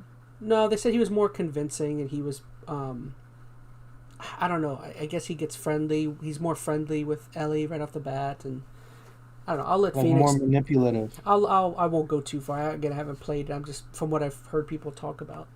But I really enjoyed the episode. I mean, I felt like David was. I guess if you guys also don't know, the friend of David, what was? Oh gosh, Troy Baker. Troy Baker voiced Joel in the game. Joel. Mm-hmm. He was in this episode. I don't know. Let's let Phoenix take it on. I want to hear Phoenix. Hold on. Well, give all your thoughts first, because as soon as I start talking, it's gonna. Yeah, I'm worried to change the context. Because I know there's like, okay, so towards the end, I mean, everything's on fire or whatever, what have you. He's about to like, he does things like the guy's about to rape the girl in the in a burning building, in a fire, because he's like all like turned on by everything, and he's getting trying to get beat up, and then you find all these like dead bodies in the shed, and it's I should say preserved. Like it's like, wow, this is getting really interesting. And I like the fact that they threw the beginning hint of the ear on the floor. Mm-hmm. And it's just like, wait, what the hell is this? It's from what I understand also is at the very beginning of the episode when the girl is like, when can we bury my father? Yeah. Eating her dad. We'll wait till springtime. Yeah, dad's gone completely. Yeah, that's why I spend so much time watching them all eat. Yeah, it's the chili, man. I'm telling you, it's all in the chili. Mm-hmm. Come on, Cartman knows all about that. I am kind of disappointed there was no... It's got Teneman's tears. Oh, some of his tears. I'm kind of disappointed with this episode at the end. There wasn't more follow-up with that. Like, you don't really get to, like, see the townspeople realize what they've been doing this whole time. It kind of just abruptly cuts away, and it's like, oh, they're gone. We don't find out. No one finds out. Where were all the townspeople at the end? Like, there's a building burning down in the middle of their town that apparently they all frequent. Where'd they all go? Yeah, the writing... it's funny. It's rushed definitely towards the end. Yeah. I think that those people were just...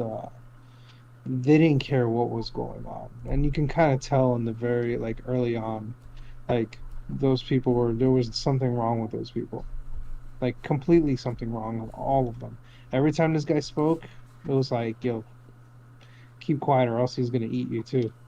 Like... Well, from what I understand, the townspeople didn't know what was happening, even though, like... Well, they were sucked into, essentially, like, a cult. And, like, you don't...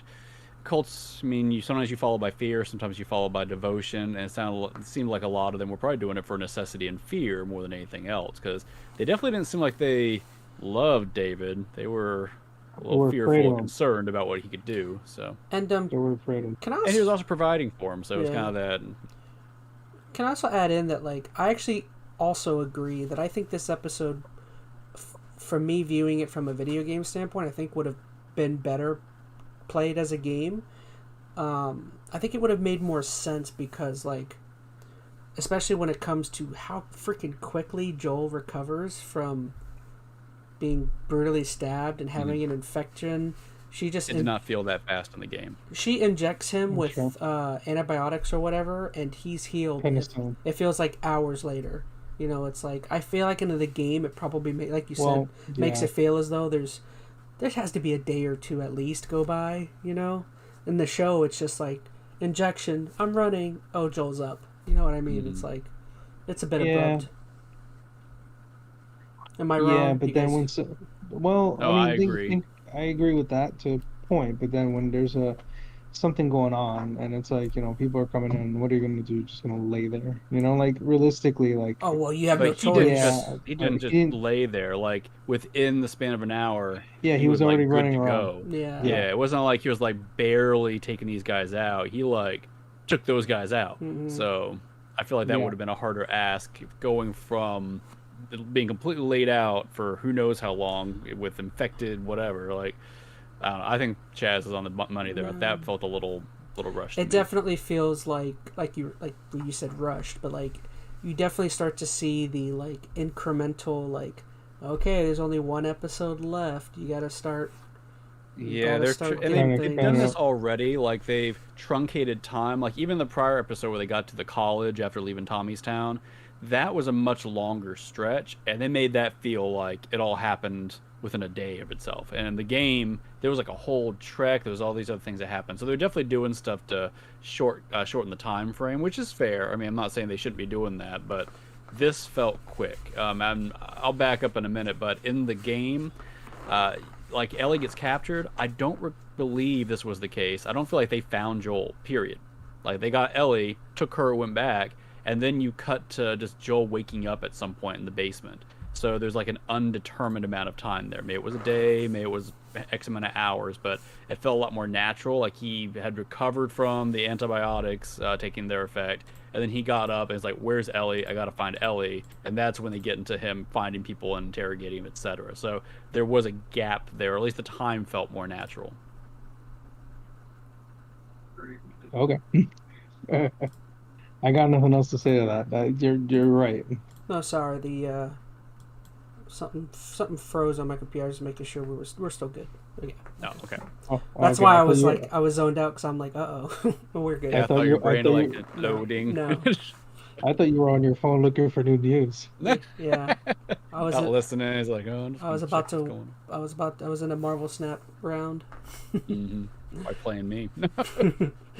But yeah, I agree with what you guys were saying. Like it's crazy. Like I actually feel I on a podcast I was listening to, they were actually saying that like they felt this episode should have been a two-parter, and I kind of agree. I think that if they would have split it into two, they would have made the passing of time of him recovering make a little more sense. Whereas, I mean, I said it already, but it feels like he's just like inject, Hulk smash. And that's kind of how the game did it. And this was one thing when I was like, how are they going to fit all this into 9 episodes? Think about where we were just a couple episodes ago. I mean, it clicked pretty quick. They were going to have to shove this all into one episode, but the game made it feel like 2 halves. You had this whole first half where Ellie's kind of taking the reins, taking care of Joel, and then meets David, and then it kind of cuts at getting captured.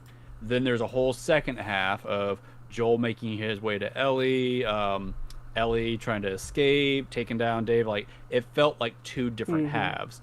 They definitely shoved it all together here, which I get why, but I think the timing of that in the game felt better to me. No. Or good. No, I'll wait till you guys are kind of done giving your thoughts, and I want to back up and give you the gamer's perspective, or someone who's played the game before. The gamer. Well, bad phrasing, but someone coming from someone who's played the game, kind of how I took that episode. But I don't know. Just the only other thing I have to say is like I really appreciated, really enjoyed, like when Joel gets healed up and can kind of defend himself. Like I kind of loved seeing his like brutality with those 2 guys in the house, where you kind of see that like stop saying like where when you see Joel when he doesn't have Ellie around, you can see that he's not like tethered down to try and stay or to try and like seem like a normal person, and when he does, a glimpse of old Joel. It's a glimpse of like because we've said it before, but around Ellie he tries to like make her feel like a kid or treat her like in the before time, and it's like now when she's not there, all he can think about is trying to save her, and it's just like, well, she's kind of bringing back his humanity a little bit, right? And now when he's faced with losing that last little bit of himself, basically losing his daughter again, he snaps back into the Joel that's been trying to survive now for the past 20 years. So yeah, it's definitely a big juxtaposition to that, where you can see that kind of take over again without Ellie there to rein him down. And I like that it's like, all right, I'm gonna want you to point to a point. If you don't point at the same point, I'm gonna kill your buddy. And his point kills the friend, and then he goes back to the other guy and he's like, no, I told you the right point. And he's like, I believe you. And he like stabs him in the face. It was pretty awesome. That's like an Arnold Schwarzenegger kind of thing to do. I believe you. It's like, I believe you. Dead. Yep. Okay, now you can say whatever you want. Yeah, go ahead. I can allow. All right. Take it away. Go ahead. I will say, this was still... Yeah, I know. It was still a good episode. I don't want to say that it wasn't. Even if you remove all the game reference aspect out of it, it was a good episode. I thought it was a great episode. This might be my fantastic. favorite so far. It's one of the better I just ones. think the game handled it a lot better. And there's two Sure. big things. And you mentioned it. This is the first time in the game you take control of Ellie. And it's actually this big surprise. Like, you can't really get that same feel inside of the show because you don't control anybody, right? You're watching Joel, you're watching Ellie, so there is no control aspect of it. But in the game, it basically, you see Joel laid out, and Ellie's like, oh no, what am I going to do? And then all of a sudden it cuts to like some animal running in the forest, and he gets shot down. And what you're thinking as the player is, okay, Joel's healed, he's hunting, blah, blah, blah. And then it flips to show that you're Ellie hunting. And then you have this whole segment where you're Ellie trying to gather food, do this, get back to Joel. So it makes it feel like a good amount of time has passed, and Ellie's been taking care of Joel the entire time. So the whole focus of the game shifts around right there. So that was lost in the show. You got a little bit of it just because you spent more time with Ellie on her own, but it didn't have the same weight. And the other big change was David. Like, here's my issue with him from the show. I mean, he was played really well. He was definitely, bad dude, imposing dude. But he almost came across like Snidely Whiplash, mustache twirling, I'm evil bad guy. Like, there was very little there as far as like subtle cues of any kind of like humanity. When he was just bad, right? He had bad motivations from the start, was bad the whole time. He's a cultist, he's a pedophile, he's a cannibal. They gave and like him, any rationale he gives for like, oh, I'm trying to protect people or provide, like that's thrown out the window pretty quick. He's like, yeah, I'm not really doing that. I'm just a violent guy who wants to be in control. But like, there's no premise that he has any, I don't know, he has rationale. like no standing. He has like no ethical standing on anything. Or to justify what he's doing. Like, some people, they do evil things because they think they're doing what's right. Like, the whole Thanos thing. Like, Thanos did objectively a bad thing, but he had a rationale to justify his evil acts that tried to make it morally gray, right? There's none of that here. They just make David bad guy from the beginning. In the game, I mean, he's a bad guy, but it's, for once, a slower burn, and there's more of a justification to it. So the whole cult leader thing isn't really there. In fact, you don't get any of that stuff with the town beforehand, and I'm trying to debate if I liked that. Like, when you meet David, it just starts with him in the woods with James trying to hunt.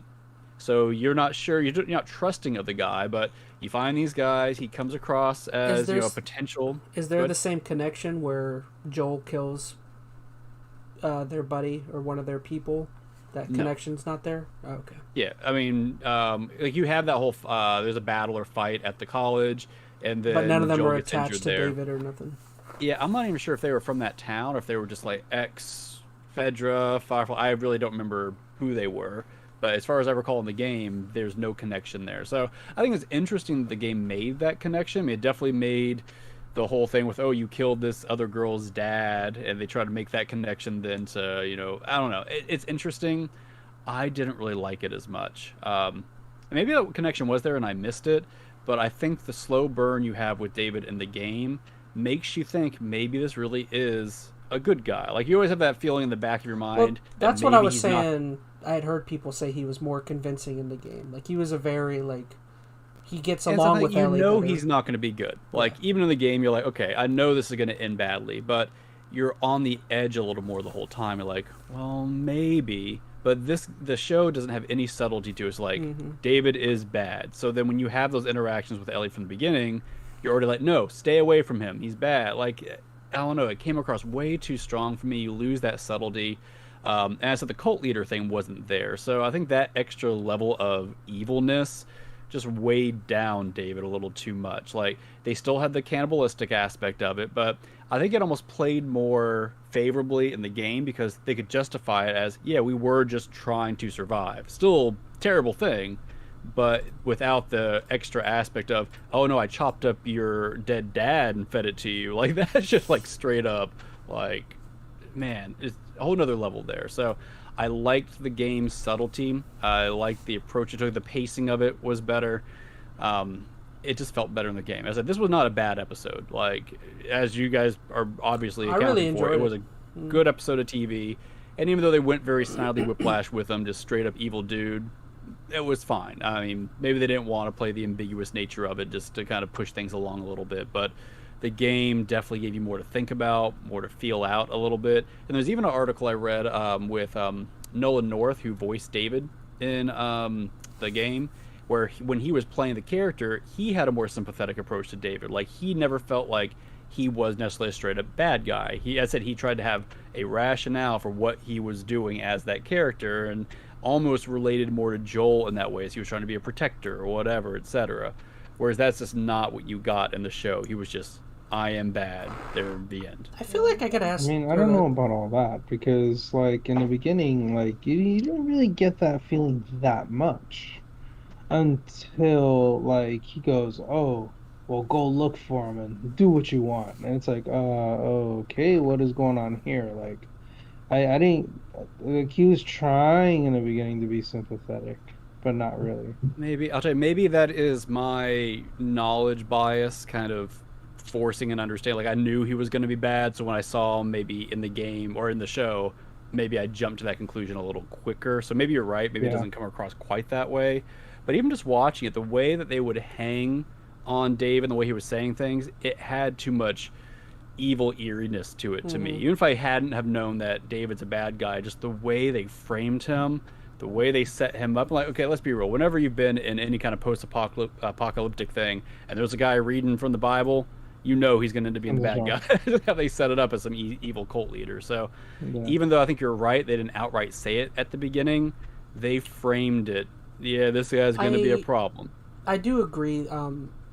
I think David would have been more convincing if, like you said, if they hadn't have thrown the whole kitchen sink at his like characterization. It's like, why? Just the fact that he has every single type of evil aspect to me just made him seem like it's like, just give him one or two, just make him be a cannibal or something. Or I mean, I could see how in the game, if you remove the religious aspect, how it could seem, I don't know, it just seemed like like they threw every evil trait onto him. I kind of wish they just wouldn't have presented him prior to meeting Ellie. Like, I think if Ellie just would have stumbled across him in the woods and that was your first introduction, at least then you have no premise on who David is. Like, you can have your concerns about him. Like, that's how I had as the game. Like, he's probably a bad guy, but there's nothing pointing me one way or the other. Like, do you take this guy at face value? And in the game, he came across pretty convincing. I think there was even a moment where I like, okay, maybe this might actually work out, and then it doesn't. And even when it doesn't feel like it doesn't just yet, if that makes sense. Like, there's still like some hope, like, okay, maybe there's still a route here. Like, he never feels like he was fully evil until he's fully evil, if that makes sense. It was a slower burn, which I think paid off better in the game. And I think like what makes it more less believable is the fact that he is kind of put at the forefront of this group, so he's like the leader. And I think the fact that he has so many evil traits, that makes it a little less believable that he could get away with so much. So he's like, he's a cult leader, he's pedophile, he's cannibal. It's like, come on, somebody would know about some of the stuff he was doing. And clearly Troy in the episode knew. I think Troy might have been the only one, or maybe his other group, the other guys in his posse or whatever. I will say another part that I did really like is you could clearly see that like Troy, or the character Troy plays, isn't like totally okay with everything, even though he's going along with it, because there's the scene where Troy is like, or David tells them not to kill Ellie when they find her, and you could clearly see that Troy is like really wants to kill her, and like, all of them did, right? It's not like I think that was kind of weird. Like, this whole town's so devoted to David, but clearly there's a lot of people who aren't completely on board with David either. Like, it sounds like his even close guys are like, I'm gonna do what I want to here, and I'm gonna take revenge when I want to. But I just mean, like, it almost to me kind of came off as like Troy wanting to do like a mercy for her, because he knows the kind of stuff that like David does. He knows how David is, and it kind of came off I don't as, know if I caught that. Maybe just the way Troy kind of like looks at him. I mean, I guess you could make the argument Troy just cared about the other guy that she killed so much. I think it was more of that. Like, he felt it was the right thing to kill her. Like, she shouldn't get away for being involved in killing their friend. I took it as a little bit of both. I don't know. I mean, that's the way you could probably read it. I'm not gonna say that isn't what they were going for there. I just felt like that was a moment where they were trying to show that there was some kind of dissonance with David's guys versus David's orders. Like, they were clearly wanting to kind of do their own thing. But and in the game, I don't feel like that was the case. I felt like they were all pretty loyal to David because I think he was more convincing. As I said, like they were more backing of him as a leader, but it also was a smaller group. I think it wasn't this whole town, so that's changed the perspective too. I think it's kind of funny how what's his name? The other dude, his friend.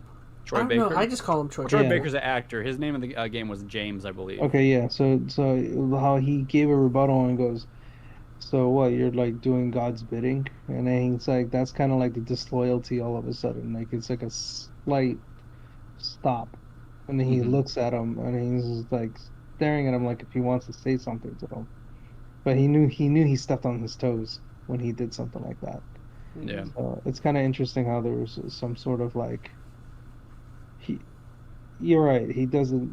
They didn't like what he was doing. I'm not quite like, sure at all. why he never did turn on David, because like, I mean, I felt like that was coming. they the were fact that out. He's a much bigger person. He's much younger. They're alone out in the wilderness, and he knows what this guy has been doing the whole time. It's like he has. Yeah, I think that's what made it feel odd to me. Like, if David, like, because David comes across so evil, and all these people are obviously not feeling David so much. I mean, the way he treated the people in the restaurant, they were pretty standoffish of him because he's slapping these girls around. And the mother And clearly then, looks at David like she knows possibly what David's been doing to some of the girls or something. So it makes it seem less believable, right, that there hasn't been some revolt or they're leaning towards this direction if he's that evil. Like, in the game, he came across more sympathetic, more believable. He was still bad. I mean, hands down, he was still a bad guy. But it made more sense that he even could be in charge of a group or, you know, a whole town or what have you. So, I don't know. As I said, this was a good episode. It wasn't that it was played poorly or anything. They just went really heavy on David being evil. And I think a little more subtlety probably could have made this even better.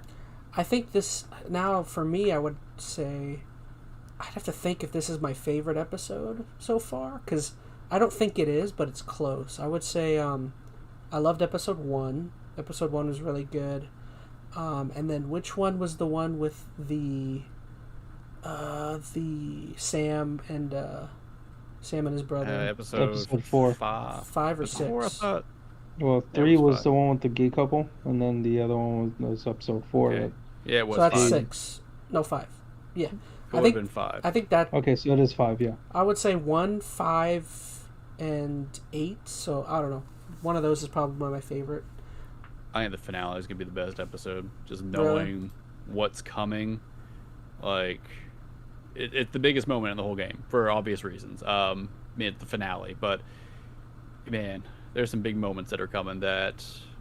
Like, do you guys know the ending? We don't have to talk about it now, but do you know I know the what ending? happens at the very end, but I don't know some of the stuff before that. Okay. I'm not going to say anything. That's going to be a conversation for next week. I am Very curious how Are we going to get to that point? They have like an hour and a half. They can do it. Okay. They've done all the big stuff. Like, even in the game, like after the David stuff, things happen pretty quick because there's really not too many big things. There's a few moments, and then there's a big event that kind of happens, and all of it can be done within. Yeah, I mean, I think this will be a longer episode. I hope they're going to want to take their time and let a few things kind of marinate. It should be a 2-hour episode. I think it should be. I don't know if it needs 2 hours. Just knowing what's coming up. I'm trying to think if there's anything that would warrant that much time. Because like, the gameplay aspect of it that would have stretched things out is not relevant because it's a show. And I've already seen how they've kind of cut out gameplay in portions and replaced it with like time skips or just cut the sections all together. So I think an hour and a half is probably fine. I think if they go too far, it's going to drag it too much. Because I'll be real, there aren't too many major like events that happen. There's a few character moments that are really important that happen within this last episode or time frame, and there's one really big thing that happens, if that makes sense. So I don't know. It's gonna be a big episode. I'm very curious how closely they stick to the game. I know how the game's supposed to end. I'm gonna go on a limb. I'm gonna say they mess it up. I think they're gonna kill Joel in the next episode. I think they're gonna move the plans forward. You mean skipping? I mean, okay. I don't know how far we want to talk here. Like, are you talking about as they go into like the second game, Or no, they can't. They really can't. Like, if they went that far in one episode, they can't. I'm really hesitant to talk about it because I know we're not there yet, and especially for Metal's sake, I really can't go into detail here. But the biggest moment of both games and anything Last of Us related is the end of the first game. For them to soften that or overshadow it with anything that could be coming up in the second game, that would ruin it. And I can't imagine they would do that, because I think everybody understands what this whole game is about, and it's this moment that's about to come up. They did it with and if they did it with the Game of Thrones HBO. That was because it wasn't written. Like, they didn't have anything to really reference. Like, they kind of just did their own thing there. Like, this, for the most part, this whole show has been following the game, not to a T, but pretty darn close. I've been beaten down so much by TV shows. I'm expecting. I am confident to say that will not happen. Like, maybe you're just too pessimistic about it and you're worried, but I'm not saying they're going to stick the landing 100%. I mean, I'm really hoping they will. I feel pretty good about that. They're not going to go past the ending of the first game, because also the ending, or if the second game recontextualizes the whole first game, to lose that, no. Supposedly the second game is 5 years later anyway, so it's like they can't really do that. Yeah, like, you can't have the time skip either. Like, it's not like right after the first game, the second game happened. Sorry to ruin your life, Chaz. No, that's what they were saying. I hope what's happening, what I'm saying, doesn't happen. I'm just saying. I mean, I've seen enough shows. This isn't gonna be that. Like, I feel confident in having no involvement with the creation of the show to tell you that is not what's going to happen. We're not going to see Master Chief butt. We're not going to... Oh, we could see that. Like, if they decide to really not use, what's it, Bella Ramsey for the next one, because it's too They're later. Not going to, because it's going to be... sure, they'll get a new actor. Which makes no sense, because she's already old enough anyway. Yeah, she's already in her 20s. No, they need someone. I think they probably need somebody else. So. Because there needs to be, like, a physical difference in the way Ellie looks going to the next game. And I mean, I think it kind of stinks that Bella Ramsey is one of these actresses who will probably perpetually always look like a kid. But I don't think they can use her in the next game. There's no way to make up her up enough. I think she's like 23 or 22. She's like already like just as tall as she's gonna get. It's the same thing with the one girl from Game of Thrones. I can't remember the actor. Macy Williams. She's like perpetually a small type. Yeah. I don't think I have anything to worry about. I think this next episode is going to wrap up the game at the end of the first game. Nothing Game 2 related. Not only do I think that would not be a smart decision, it also just, I don't think, can physically or feasibly work. Now, I think there'll be some little references that maybe the first game didn't have to the second game, because there is connections that don't really come into play until you play the second game, and it kind of recontextualizes that first ending. So I think you're going to see some Easter eggs that will allude to that, but it's not going to go there. I mean, where it's going to end the way the first game ended. It has to. I think Joel is going to choke on food and die at the end of the episode. Yep. He's going to die of COVID at the end. He survived the clickers, but he couldn't. That's be the whole point of this whole thing. The real enemy the whole time was COVID. It's still around. Darn you. All right, everyone. Well, I guess that wraps up episodes 7 and 8. If you don't know, next week, Monday or Tuesday after the next episode, we are thinking about doing a podcast episode, or just a separate video, just kind of covering the finale by itself. Kind of we feel like we've enjoyed the show, that it's deserving of its own little, maybe 45-minute, hour-long conversation. Question. I don't know if you guys are up for it. We could talk about it. So the show airs, 9 p.m. Sunday? Is that right? Would you guys be up for doing it right after? Staying up late Sunday night and talking for an hour on the whole thing? I'll let you know. Okay. Let us know. If not, we can try to do it Monday or Tuesday. Oh, well, if you're driving, that kind of defeats the whole thing. But... probably do it Monday. Yeah, I'd be down. But yeah, so we can kind of get our thoughts and opinions out there. I have a feeling we're going to go on for quite a bit, or Phoenix will at least. So I don't know. That wraps up our the EnteRChazmAN podcast number 30. We hit the 3-0. It's all downhill from here. It's all Speaking downhill. from personal experience. Now we have to look forward to our 40s, unfortunately. Oh no. Oh no. Making us sad, Chaz. No. So what do you guys have planned before in the next week or two? Anything? You playing any games? Watching anything? I'm only gonna play one game for the rest of my life now. So, Marvel Snap. Interesting. Oh no. I just downloaded it. Yeah. It's I'll probably playing that. I'll probably try to put a stream up before too long. That new season just came out, so I'm trying to slowly grind through that. I am feeling very left out of this Mandalorian talk. I did watch the first episode of the new season. Really?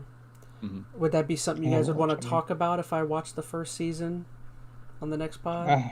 I have to watch the first season. I haven't watched any of it. I heard it was fantastic. We should watch it. Watch the first season and we'll talk about it on the next episode. Want to hold hands? Yeah. I get time to watch the whole season. The first season? I guess it's not too long. Is it There's like 2 12 seasons episodes? right now. Well, I'm off this weekend, so I could probably watch like a handful of episodes already. So We'll see what happens then. Yeah, I'll at least start, and if Gamer's able to, we'll talk about it on the next. I'm feeling left out. That's one show I've avoided, and I don't know. I want to get in there. Giggity. All right, guys. Well, do you guys have anything to say before we take off? I've said enough. No? Sleepy. Yeah, me too. All right, guys. Well, thank you so much for watching. We love you, and we can't wait to see you on the next EnteRChazmAN podcast. Thank you so much, everyone. 99.